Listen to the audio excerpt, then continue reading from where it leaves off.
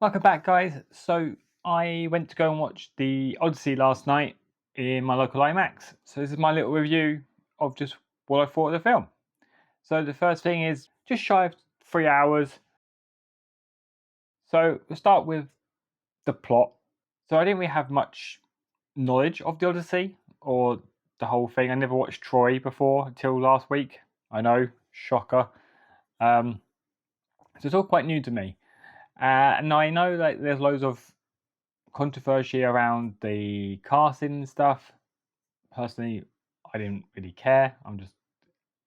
It is what it is. So I kind of went in it just looking at it as a film. A person that likes films, going in, I don't care what about the stuff around it, sort of thing. So I did watch Troy just to give myself a bit of background. The film basically picks up after the Trojan War.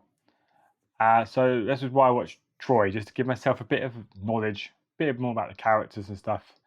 But actually, Christopher Nolan's film, The Odyssey, actually does have a bit of the Trojan horse and that in it. So if you haven't seen Troy, you're not going to miss out. I think you just get a bit more, or if you know about the characters and the story, you do probably get a bit more out of the film. So it might be worth just maybe even watch like a little, I don't know, a recap thing, saying just so you've got a bit of knowledge just going into the film. So it's basically Sidious, and I will probably go more towards the actual actors' names than the characters' names because I don't want to butcher them. So Matt Damon, Sidious, basically he's got to get home. So after winning the Trojan War, they want to get back home. However, for reasons I won't say, for reasons I won't say, he takes a lot longer to get home than what originally planned. I think at the end of the Trojan War, he goes and wants to sail the world a little bit, and he says that if we get the sail right and everything, we should beat back them guys over there. That's not the case in this scenario. Yeah, so that's basically the plot. So the score on this movie, and before going into it, I heard it is quite a loud movie, but you won't believe how loud it is until you're in there. I generally thought my ears are ringing still a little bit after leaving. It was pretty crazy. I'm not complaining. I felt like I was there on the boats and in the fights. It was really good. I did think sometimes it was hard to quite catch what they were saying. Um, Not a lot of the time, but there's a be bits where it just randomly won't sound correct. So I don't know if there's just like a little mishap in the mixing of the thing or anything. I'm not sure, but I did enjoy the sound. My friend had said the person next to him actually had to cover their ears while watching it at some points because it was that loud. And I've heard other people had to do the same thing. So if you are sensitive to sound, be warned. This might be maybe not a film to go and see. But the pacing of the film, I thought was pretty spot on. The beginning, maybe sort of 20 minutes or so, and this is maybe just a me thing. I thought was a bit slow. Not terribly, but I get why they had to do it. Because you've got to, like I said, if you haven't watched Troy, you don't know any of these characters or what's going on. So they're building the story up. But when you compare it to the rest of the film, it's quite noticeable. And I felt like the first 20, half an hour maybe, I was sitting there going like, okay, we're gonna get somewhere. We're gonna get on a boat. We're gonna, so we're gonna get going. But once it got going, it flew by. The fact that it was nearly 3 hours, I think I checked my watch once, and it was more just out of curiosity because I was getting hungry and trying to like time how much I was drinking my drinks. So you have to go for a wee in the cinema. So I was just looking to see, like, okay, I've got about an hour and a half left. Let's not go too quick on the drinks still. So it was more for that reason.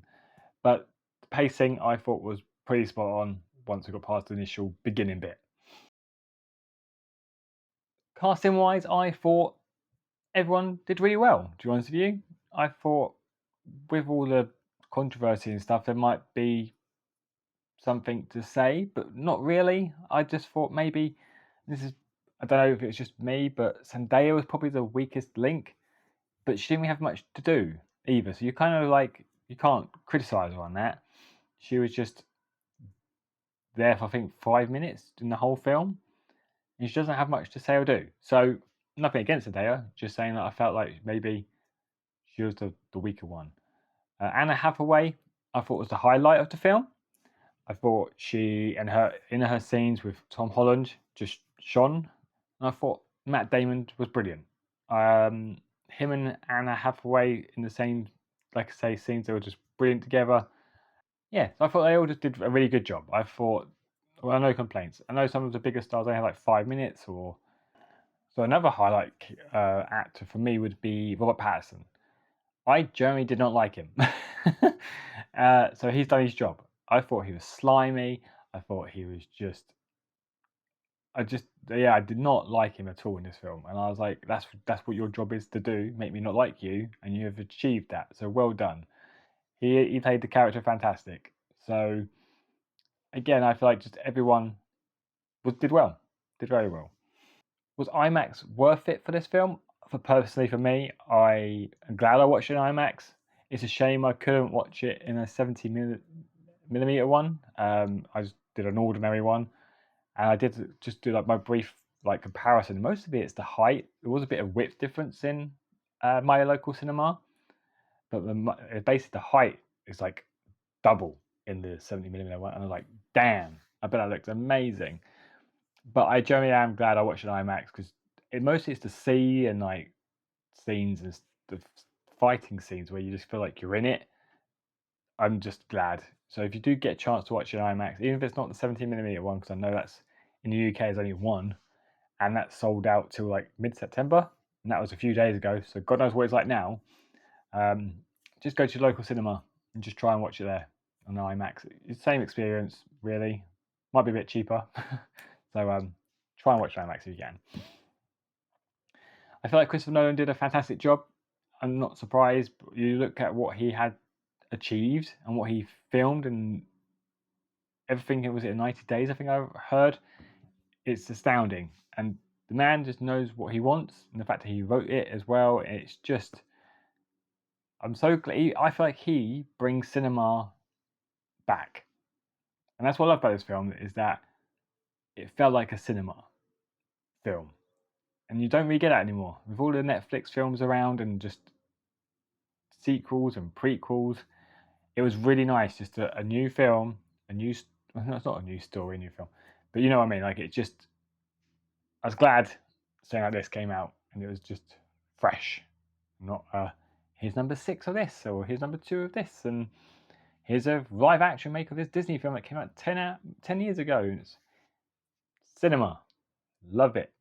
So like I said, music and visuals and stuff like that, visually marvelous, breathtaking. Nothing more to say there.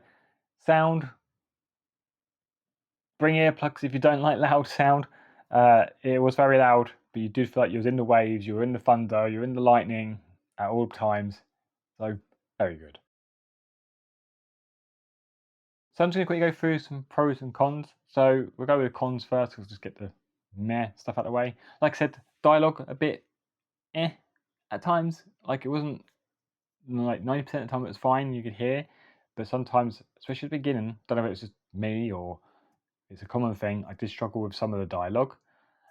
Just feel like yeah, don't know why. Other cons, pacing at the beginning. It's probably a me thing again. But I thought the first 20-30 minutes was just a bit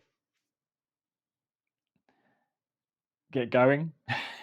Just need to get going. I was like, I don't know, and it's probably just a me thing. But once that's over, like I said, time flew. Yeah, not too many cons in my opinion. I thought it was pros. So standout people for me are Anna Hathaway, Robert Pattinson, and Matt Damon. I thought those three just held the film together. Outstanding performances. Anyone joining them brought their game up. So yeah, those three massive pros. Visually, fantastic. Sound wise, for things like the thunder and all that, marvelous. Really thought I was there, and I really enjoyed that part of it. The pacing, like I say, after the half an hour or so, it just flew by. Honestly, I thought with 3 hours that's going to be a long film, but no, it did fly by. So that's it. It's just a short little review, just of my opinion. Just thought I'd seen it, so it'd be nice to share. And I gave this 9 out of 10. I would have. It's just shy for me on a 10 out of 10. Like I say, just little bits like the dialogue, just a bit slow at the beginning. Yeah, so not too much to knock off for me, but yeah, I'd highly recommend it. It's Christopher Nolan. You know what you're going to get. It's usually a good film. So if you haven't seen it, try and support your local cinema and the film industry as it is, and let them know which films are good by using your money if you can. Okay, so well, thank you very much. Thank you for watching. Hope you enjoyed, and I'll speak to you soon. Take care. Bye.